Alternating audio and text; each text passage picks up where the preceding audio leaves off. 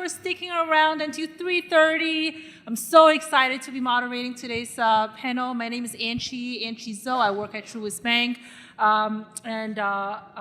In my day job, I lead a analytics team for our fair and responsible banking compliance organization. Prior to that, I also worked at multiple financial institutions, focusing on quantitative risk management as well as building a culture around data. And today, I'm so excited to be moderating the panel named The Voice of People, Stakeholder Perspective on Data Science.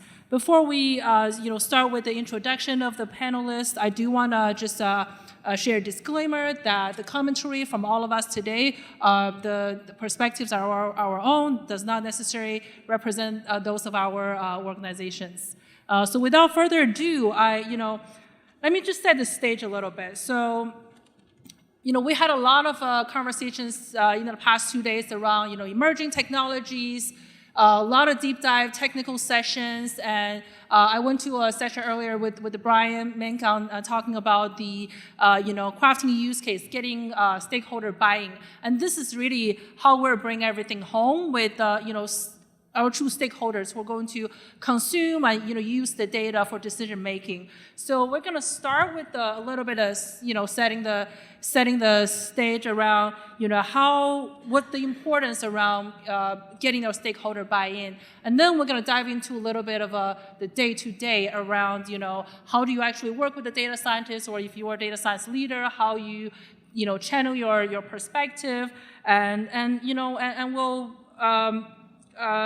zoom out and really talk about how do we shift the culture, right? How do we change the water and the environment, the air that we breathe, right? Really to make the organization go the direction that we envision. So without further ado, we'll start with a quick round of introduction. Can each of you please tell us a little bit about yourself and what do you do in your current role? And we'll start with you, Kevin. Sure, thank you very much. My name is Kevin Abdo. I am a senior manager of product management at HomeDepot.com. I have the privilege of leading the search team over there, and I'm also in a fortunate position to be able to work with some of the best data scientists in the world, and they are helping build one of the strongest search engines in e-commerce. Excited to contribute to today's conversation and also learn from the other panelists. Oh, all right.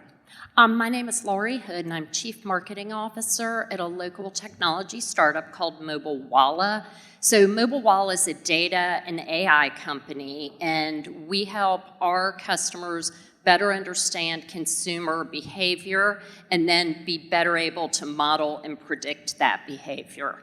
My background, I actually worked at Equifax for a stint in their technology and analytical services group. So I had some experience with data, data modeling, using data to make business decisions. And so that really flowed well into what I'm doing at Mobilewalla. And there I'm head of marketing, and so I'm responsible for everything we're doing from messaging and positioning to demand generation and sales enablement.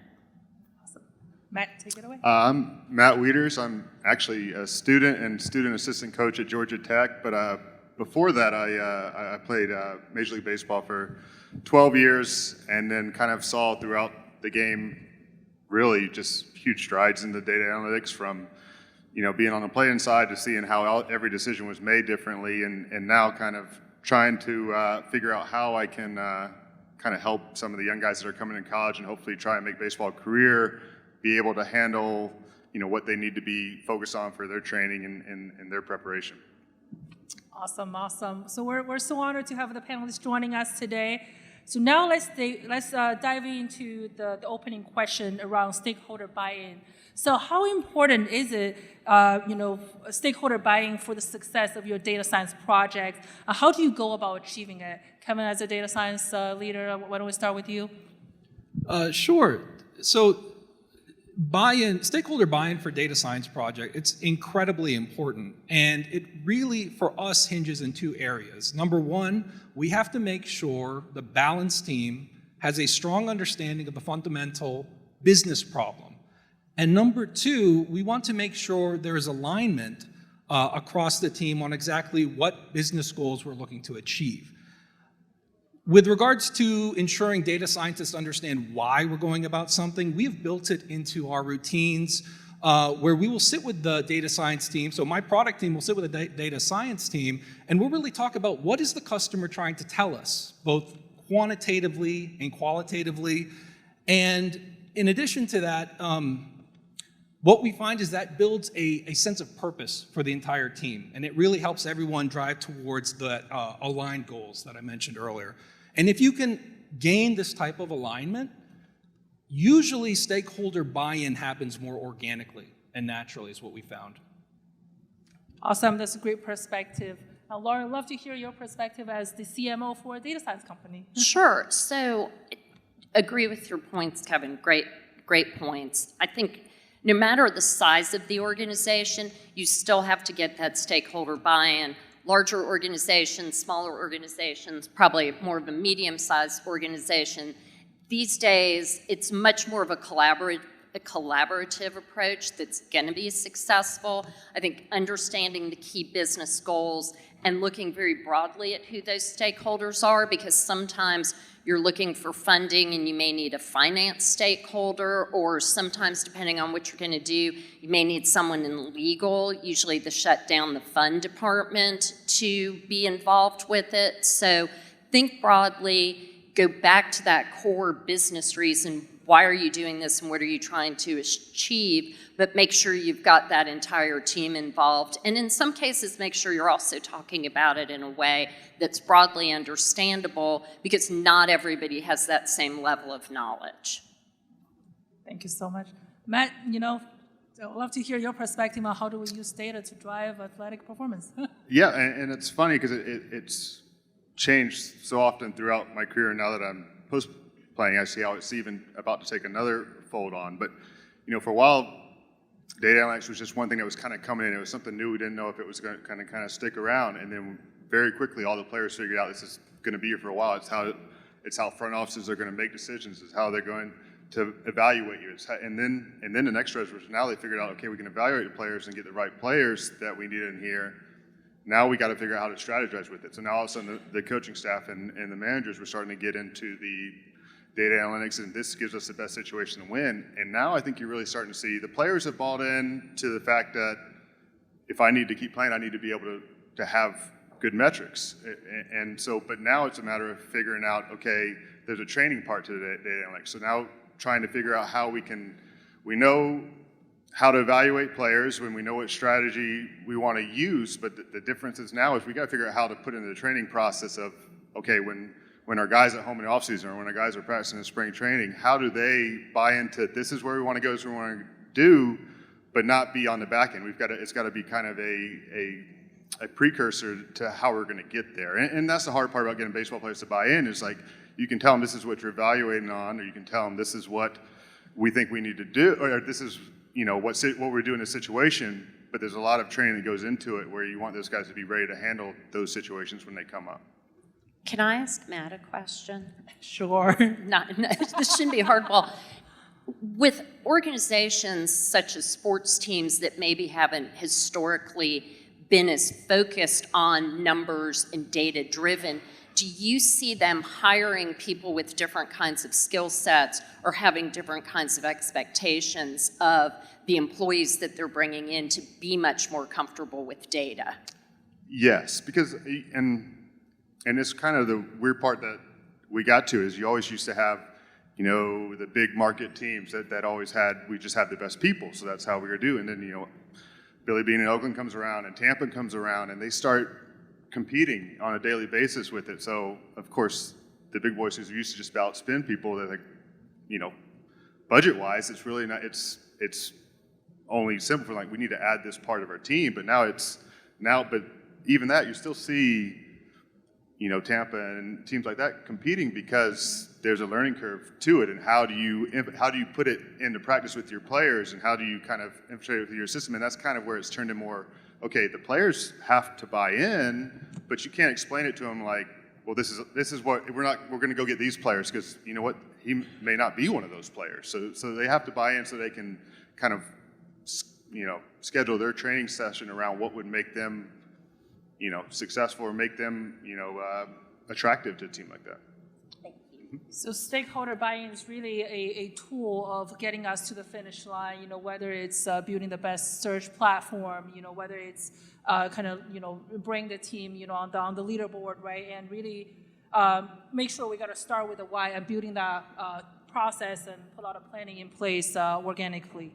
Now our next question is around how do you as a stakeholder or, interpret and make sense of the data that's being shared to you? I think, Matt, you already touched on some of that. You want to start with this one?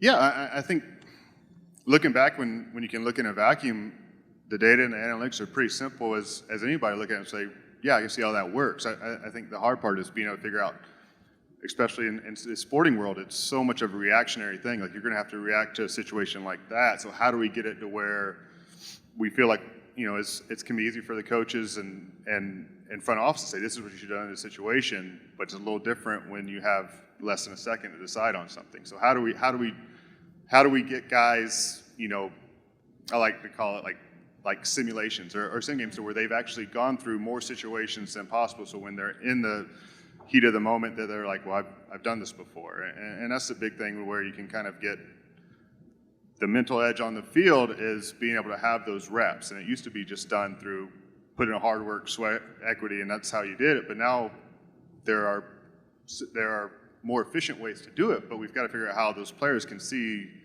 the more efficient ways while still using their sweat equity and their talents that they have. Awesome. Laura, you want to follow that?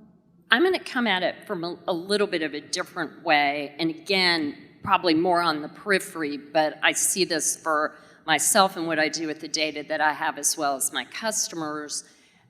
Sometimes I feel like our team starts to go a little astray on, look at all the cool stuff we can do and cool things we can give you. And we were working with one of our customers, and they were like, well, what if we could tell them if someone was going to move from here and then do this? And I'm like, y'all, in marketing, it's food, water, shelter. These guys want to know, where am I gaining share? Where am I losing share? Who am I gaining it from? And who am I losing it to? That's actionable data that their marketers can take and then begin to execute campaigns against. And even for my own data collection, my digital agency will go, well, don't you want title, and don't you want this, and don't you want that? And I'm like, you know what, I'm a small shop. Title is often something that somebody types in. I can't really do anything with user-entered data. Or don't you want level? I'm not going to market any differently to the CEO than I am to a data scientist or a data analyst. I don't need to collect what I can't use, and I want to really, really focus on the data that matters and the data that's going to be actionable for me. And I think sometimes if you stick with to what was said earlier, focus on the business need, focus on the problem that you're solving, and stay laser focused on that, because it's easy to go astray with the possibility. Yeah, I love that. For us, it's, did we accomplish what we initially set out to do? And the way we validate that is by having strong hypotheses at the onset, and typically we'll A/B test it and see if we are hitting those outcomes. But another way we also look at interpreting data outputs is we try to influence the inputs as well. If I can work with my data science partners and inform them and give them some insight on customer behaviors or provide any sort of customer insights, and that goes to help them with building their model, and we hit the intended result, I can then couple the quantitative results that they give me and also couple that with how we influence the input. And usually that has a really nice, complete, comprehensive story that I can go to a non-technical stakeholder, like some leader, and usually they can digest it a little bit better. So it sounds like data science is kind of one of the tools in your toolbox that you use to enable the team, right? Really interesting to hear, you really combine data analytics with the storytelling, with the kind of the business narrative, with the action plan, right? So we were talking to the end user who are consuming the information, they know what to do, and they hide the math into the appendix. Okay, moving on to the next question. So what are some of the challenges you face in adopting or helping adopt data analytics, data science insight into your decision-making process? And how can you avoid that? Let's start with you, Kevin. Yeah, sure. With adoption, I mean, there's like things that seem simple in nature, right? Just ensuring all the data scientists and even my team are aligned in definitions of metrics. It's wild to see how many different individuals have variance in how they define conversion or click-through rate for the search world. But beyond that, we also have opportunity in interpreting data. Sometimes we'll have a model that seems to resonate much better with one customer segment, and another customer segment it's not doing so well. And so digging deep into that data, sometimes we can find ourselves in a little bit of analysis paralysis, and we have to balance that against making timely data-driven decisions. And so striking that balance, that can sometimes be a bit of a challenge for us. Awesome. I think sometimes the biggest challenge is when the data tells you something that maybe you don't want to hear, or maybe that a senior leader doesn't want to hear. So that can sometimes be fun conversations. Totally agree with Kevin on data, on analysis paralysis, and at some point you've just got to make a decision based on the information that you have at hand. It doesn't mean you don't keep testing or you don't keep looking at it at different ways. Coming from a data company, I find that I very much use data a lot more in my presentations internally, and the whys, and this is what I want to do, is points to support my decision. And when you work at a data company, it is hard for people to argue with that, even though oftentimes they might want to. But I think that, for me, daily usage has just really made our marketing a lot smarter and a lot more effective.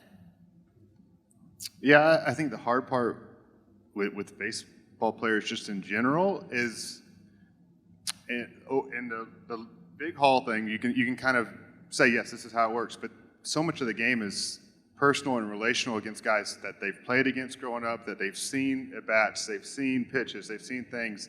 So yes, we can put an analytic and a number to it, but there's nothing quite like a relationship or a visual perception of, actually, no, I've seen what happens if I do this. I've seen what happens when I do that. So being able to either at least make them aware of that may have been an outlier and this is why I was an outlier, or you know what, I want you to have the freedom to trust your instincts, that the analytics, so it goes back and forth, because the data analytics will say, no, I know you've seen that before, but this is what we've seen on a daily basis, in this situation, do this, and the player, and so getting somebody to buy in, and then it's a sport and it's baseball where things just don't happen how you're supposed to all the time. If it goes wrong, you've got to be able to answer the question there on either side, whether you're the player, if it goes wrong and you stuck to like, no, I saw it before and it'll happen again. And if you're the front office or the analytics guys, like, no, do it again next time. Or be willing to admit, like, no, you're right, now I see what you're saying. And that's kind of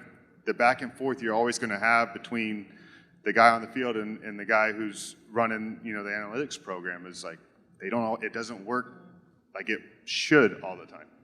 I think someone told me once before that it really should be called data, art and science. It's not just data science. And I know a lot of organizations have moved away from the term data science to decision science, because at the end of the day, it's about making decisions. It's not just about showing, demonstrating data. So I think a lot of you touch upon, again, how do you deliver bad news? How do you break things down and have that perfect marriage of data and relationship, right? And how do you, kind of hold hands of your stakeholder and make sure we're achieving we're speaking the same language, have the same taxonomy per se, right? And make sure we can get there together. I think the key is that there's always a little bit of a human element that comes in, and people who are worried that AI is going to take over the world. I mean, it's really good at a lot of things and not that good at other things, and sometimes it's just experience and situation that need to get mixed in with that. Absolutely. By the way, I originally, when I talked to Amelia, I was going to be part of the AI panel. I'm so glad to be promoted to this panel. Okay, let's talk about something we all have encountered, communication gaps.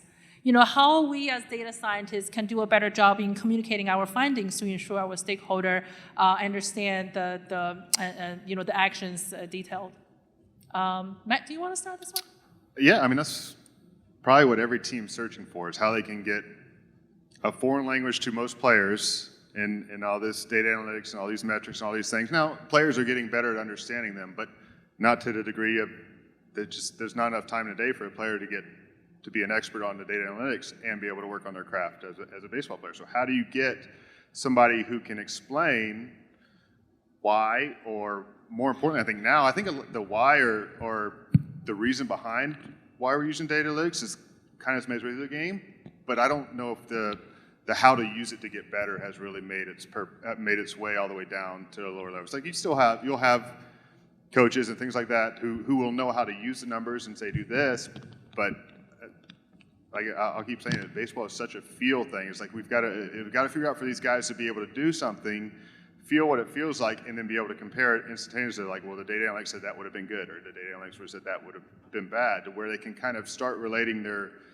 instantaneous feedback. Because I mean, for baseball players, for pitchers especially, throw a pitch and you know pretty much right away whether it was a good or not, because either gets hit or not. Now, the data analytics will tell you, it's like, no, you got away with one, or something happened there that shouldn't have, which is fine. But if we can get to the point where we are kind of training these guys to realize what the evaluation is going to be, but you're actually training to do well on the evaluation. I mean, we all go through and we all have tests and we have to think, you want to know how you did on them. It's no different for a baseball player when they're doing their preparations and stuff like that as well. Laurie, you want to follow up? What I see, and I see it some in my own organization and in some of the companies that we work with, because we deal with consumer data, a lot of what we do has a marketer on one end and a data science on the other end. And as a marketer, I understand a lot of times there's not a good communication match between the groups.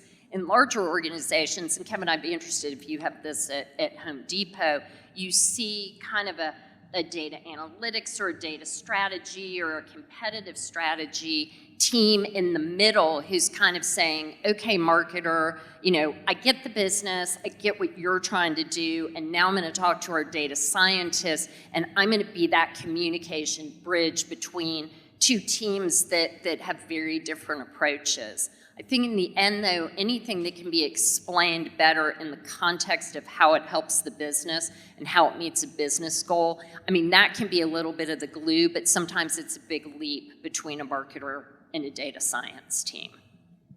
Yeah, that's actually become more popular, having that sort of strategic middle individual, if you will, working between both teams. I can give you a little bit of, from my experience, when I joined the search team, I remember I had data scientists running up to me, and they love to do their offline simulations, and they came to me with this metric. I'll never forget. They were like, "Hey, Kevin, we had a jump in normalized discounted cumulative gain," and they were just waiting for my reaction, and I was like, "I have no idea what you just said to me." And it's a very important metric for measuring search ranking, of course. But what we ended up having to do was find a way to speak the language of, the non-technical stakeholders. One of the things we actually did is we went and looked historically at, in the offline testing, when they have these less intuitive metrics, can we create a correlation with more of the metrics people are used to? So if we see an NDCG jump or a jump in a non-intuitive metric, what did we see on average with things like conversion or RPV or average order value, those sorts of metrics that people are more used to?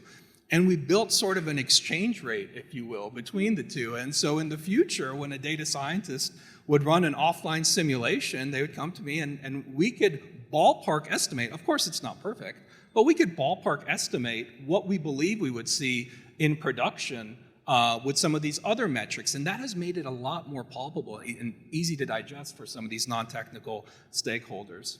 Awesome. So it sounds like, just the role of a data interpreter is getting more and more important. I feel we've been saying this term for many years now, but also setting the KPI, KRIs, or whatever the big numbers in a language that everybody can understand. I love your analogy of the, your kind of was the currency exchange, or yeah, to really make sure that people are looking at understanding the same metrics. But data science KPIs, your data scientists are often measuring against very different things than you're measuring potentially from a marketing or even a game outcome standpoint. So understanding the correlation or lack of correlation between those is interesting. I also think when you're talking to a non-technical person, data is very ephemeral. There's these files and databases, and when you get down to like really intense modeling, you're using these features and all of this stuff that eyes just start to glaze over. And how do you take that into account when you're having that conversation? Because data scientists are proud of what they do, and they want to share, and it doesn't take long for that to get confusing. I do also want to just add on that, and don't make assumption about your stakeholder who are considered non-technical. They're necessarily non-technical. And sometimes people want to have their hands on keyboard and look at the data. And I think as data scientists, being willing to present and share data with them for them to play around and come up with their own conclusion and have a healthy discussion is also really important. For sometimes we only want to show the dashboard that are perfectly built, but there's so much that goes into that work can be discovered from someone who might not have been in the process, in the weeds of building those dashboards. So we tackle a lot of the questions around kind of the day-to-day, how do different teams work with data science projects and stakeholders. Let's again zoom out a little bit and talk about how do we shift the culture, right? How was the adoption of data science change the cultural and dynamic within your organization? Kevin, you want to start with that? Yeah, it's been a very positive, there's been a very positive impact on the culture with regards to data science, but it's taken work. My team in particular, we've been very proactive about trying to dismantle some of those traditional silos that can exist between data science and the product team, and we've really embraced data-driven decision making. But for the wider organization, we have put a lot of effort into demystifying what exactly is happening in the search engine. It used to just be this magic black box, and people would just leave it alone and didn't really want to ask too many questions. But we've gone on a roadshow and we've really broken down the complexity of it. And the return on that has been we are getting much more engagement from new partners that the merchandising team wants to talk to us now, and other partners, they want to engage and see how can search help them with the challenges that their teams are facing. And so it's been a really great journey so far. I'm really excited about the future of it here. So cool. Well, I will say the CEO and founder of my company has a PhD in data science. So we have always been and will continue to be a data science company. So if you don't want to work in data science, you don't come work at Mobilewalla. So not much change for us. Yeah, it's interesting in baseball because you still will have some of the see, feel evaluators that go out there and I can just watch a guy play and tell whether he can play, and then you'll have his metrics are not good, or his metrics are really good. And it's funny, but side point, I would sit down with my agent, and he'd be good going over the metrics, and at some things he'd say, I'm like, I'm a really good player. And at some things he'd say, I'm like, I'm really a bad player. How does this make sense? So, but that's the thing with the cultural change is you're starting to see players who have heard it long enough, they know they need to be able to not necessarily understand it, but adapt to what the data analytics is telling them. So there's this openness about it. Now there's, like I said, I think it's more of the communication gap that we've got to figure out between the players in different offices. And at the same time is also how do you get information and then be refocused into, baseball players are very much a compartmentalized group. You've got to point them in a goal and keep them going in one direction. But they want to know why they're going in one direction. And so that's the cultural change you've got to get, and you're seeing more and more data analytics people in the locker room, in the clubhouse, being around, just being around to where they can feel like they can go and talk to them. Now, will they understand each other? Maybe not, but the fact that they're willing to tell me what you see here. Tell me what I can do better. Now it's about, okay, well, I don't know if the data analytics person is actually the best to give hitting advice to our number 3 hole hitters. So it's about figuring out, okay, this is what you do well, this is what you do well, but finding that communication is like, this is how we get better at it. Any other comments before we wrap up to our closing question? Awesome. Okay, our closing question is, what is one piece of advice you offer to a data team in order to better engage their stakeholders? So I said a little bit of it earlier, but really working to understand the underlying business problem and totally aligning on the goals. It could be a single feature, it could be a single initiative, or it could be your year-end goals. Once you align the data science team and the product teams and they're working to the same thing, that was a huge change for us and really helpful for us. So I would say to any data scientists out there or any product managers listening to this, maybe revisit your processes around practicing those 2 exercises and determine, is there more we can be doing to have those conversations come out with a more effective conversation around those types of things and generate more value from that. And so, yeah, that would be, I think that's no regrets work, the more you can do that. Thank you. Well, since you took aligning with the business goals, I will take communication. I think having empathy for the other groups that you're working with, try to walk a mile in their shoes, hope for the same from them. And again, a lot of it then goes back to that kind of shared language around shared business goals. What are you trying to accomplish? Why are you doing this? And how are you going to work together to accomplish it? Because you're going to be more effective if everybody comes in with their perspectives. Yeah, I'd probably hit it more from the relational side, to where you're going to speak different languages at times from the players to the analytics people. But when the relationship's there, it's easier to accept when you don't necessarily understand something. It's like, I don't know if I understand that, but I know who you are. You've been around here.